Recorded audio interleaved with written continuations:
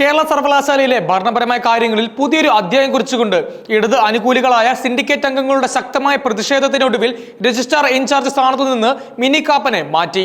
Karyavattom campus joint registrar രശ്മിക്കാണ് ഇപ്പോൾ ഈ നിർണായകമായ ചുമതല നൽകിയിരിക്കുന്നത്. സർവകലാശാലയുടെ സുപ്രധാന തീരുമാനങ്ങൾ എടുക്കുന്ന സിൻഡിക്കേറ്റ് യോഗം ആരംഭിച്ച ഉടനെയാണ് ഈ ആവശ്യം ഉയർന്നു വന്നതും വൈസ് ചാൻസലർക്ക് അതിന് വഴങ്ങേണ്ടി വന്നതും. മിനി കാപ്പൻ നിയമിക്കപ്പെട്ടത് സിൻഡിക്കേറ്റിന്റെ അനുമതി ഇല്ലാതെയാണെന്നും അതുകൊണ്ട് തന്നെ ഈ നിയമനം നിയമവിരുദ്ധമാണെന്നും ഇടത് അംഗങ്ങൾ വാദിച്ചു. സർവകലാശാലയുടെ എല്ലാ ഔദ്യോഗിക രേഖകളിലും ഒപ്പിടാനുള്ള നിയമപരമായ അധികാരം ഇല്ലാത്ത ഒരാൾക്ക് എങ്ങനെ രജിസ്ട്രാർ ഇൻചാർജ് ചുമതല നൽകുമെന്നായിരുന്നു അവർ ചോദ്യം ചെയ്തത്. ഈ വിഷയത്തിൽ മിനി കാപ്പൻ സിൻഡിക്കേറ്റ് യോഗത്തിൽ പങ്കെടുക്കുന്നതിനെതിരെയും അവർ ശക്തമായ പ്രതിഷേധം അറിയിച്ചു. ഈ പ്രതിഷേധം കടുത്തതോടെയാണ് വൈസ് ചാൻസലർ മോഹൻ കുന്നുമ്മൽ ഇടത് സിൻഡിക്കേറ്റ് അംഗങ്ങളുടെ ആവശ്യം അംഗീകരിക്കാൻ നിർബന്ധിതനായത്. ഈ തീരുമാനം ഔദ്യോഗികമായി പുറത്തിറങ്ങിയതോടെ മിനി കാപ്പൻ ചുമതലയിൽ നിന്ന് ഒഴിയും.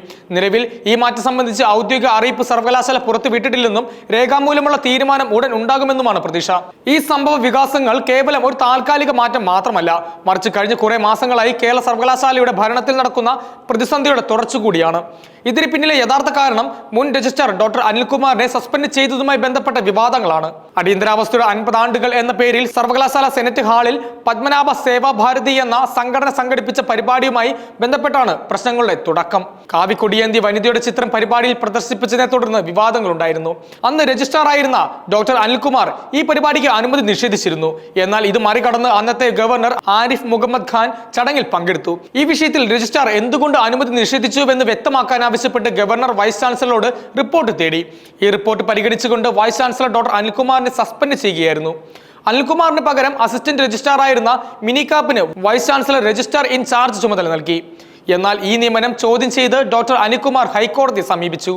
അദ്ദേഹത്തിന് അനുകൂലമായി കോടതി ഉത്തരവിറക്കുകയും സസ്പെൻഷൻ റദ്ദാക്കുകയും ചെയ്തു.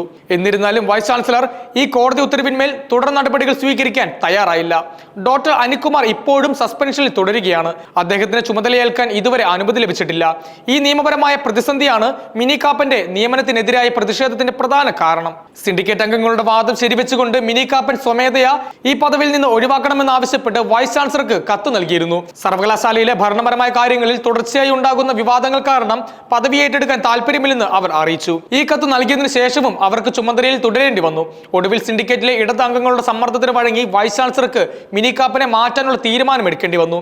കേരളത്തിലെ ഉന്നത വിദ്യാഭ്യാസ മേഖലയിൽ തുടർച്ചയായി ഉണ്ടാകുന്ന രാഷ്ട്രീയ ഇടപെടലുകളുടെയും അധികാര തർക്കങ്ങളുടെയും ഒരു ഉദാഹരണം മാത്രമാണ് ഈ സംഭവം. സർവകലാശാലയുടെ സ്വയംഭരണാവകാശത്തെക്കുറിച്ചും നിയമങ്ങളിലെ സുതാര്യതയെക്കുറിച്ചും ഇത് വലിയ ചോദ്യങ്ങൾ ഉയർത്തുന്നു.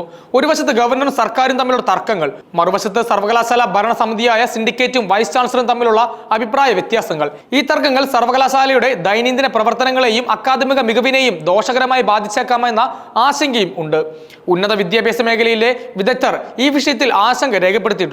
മിനി കാപ്പനെ മാറ്റി പുതിയ ആളെ നിയമിക്കുമ്പോൾ ഡോക്ടർ അനിൽകുമാറിന് അനുകൂലമായുള്ള ഹൈക്കോടതി ഉത്തരവ് ഇപ്പോഴും നിലനിൽക്കുന്നു എന്ന വസ്തുതയെ അഭിസംബോധന ചെയ്യാൻ സർവകലാശാല തയ്യാറാകുമോ എന്നതാണ് ഇനി അറിയേണ്ടത്.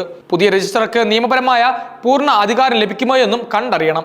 ഈ ഭരണപരമായ പ്രതിസന്ധിക്ക് എത്രയും വേഗം ഒരു പരിഹാരം കണ്ടെത്തേണ്ടത് അത്യന്താപേക്ഷിതമാണ്. അല്ലെങ്കിൽ ഇത് കേരളത്തിലെ ഏറ്റവും പഴക്കം ചെന്ന സർവകലാശാലയുടെ അക്കാദമിക അന്തരീക്ഷത്തെ കൂടുതൽ അസ്ഥിരമാക്കും. നിലവിലെ സ്ഥിതിഗതികൾ സർവകലാശാലയുടെ ഭരണഘടനാപരമായ പ്രവർത്തനങ്ങളെയും അതിന്റെ സുതാര്യതയെയും എങ്ങനെ ബാധിക്കുമെന്നതിനെക്കുറിച്ച് ഗൗരവപരമായ ചർച്ചകൾക്ക് ഇത് വഴിവെച്ചേക്കാമെന്നാണ് രാഷ്ട്രീയ നിരീക്ഷകർ വിലയിരുത്തുന്നത്. വിദ്യാർത്ഥികളുടെ ഭാവിക്കും സർവകലാശാലയുടെ വിശ്വാസ്യതയ്ക്കും ഈ തർക്കങ്ങൾ ഒരു വെല്ലുവിളിയാകുമോ എന്ന് വരും ദിവസങ്ങളിൽ വ്യക്തമാകും. കേരള സർവകലാശാലയുടെ ഭരണപരമായ വിഷയങ്ങൾ വീണ്ടും ഒരു രാഷ്ട്രീയ പോരാട്ടത്തിന്റെ വേദിയായി മാറിയിരിക്കുന്നു. രജിസ്ട്രാർ ഇൻചാർജ് സ്ഥാനത്ത് നിന്ന് മിനി കാപ്പനെ മാറ്റി തീരുമാനം ഒരു വശത്ത് സർവകലാശാല ചട്ടങ്ങൾ അനുസരിച്ചുള്ള നടപടിയായി വ്യാഖ്യാനിക്കപ്പെടുമ്പോൾ മറുവശത്ത് അത് രാഷ്ട്രീയ സമ്മർദ്ദങ്ങൾക്ക് വഴങ്ങിയുള്ള തീരുമാനമാണെന്ന വിമർശനവും ഉയരുന്നുണ്ട്. സിൻഡിക്കേറ്റിലെ ഇടത് അംഗങ്ങളുടെ ശക്തമായ പ്രതിഷേധമാണ് വൈസ് ചാൻസലറുടെ തീരുമാനത്തിന് പിന്നിലെ പ്രധാന കാരണം. ഇത് സർവകലാശാല ഭരണത്തിൽ രാഷ്ട്രീയ പക്ഷപാതം എത്രത്തോളം സ്വാധീനം ചെലുത്തുന്നു എന്നതിലേക്കുള്ള ചൂണ്ടുവിരലാണ്. മിനി കാപ്പന്റെ നിയമനം സിൻഡിക്കേറ്റിന്റെ അനുമതി ഇല്ലാതെയായിരുന്നു എന്ന ആരോപണം ഒരു നിയമപ്രശ്നം എന്നതിലുപരി ഒരു അധികാര തർക്കമായിട്ടാണ് പലരും കാണുന്നത്.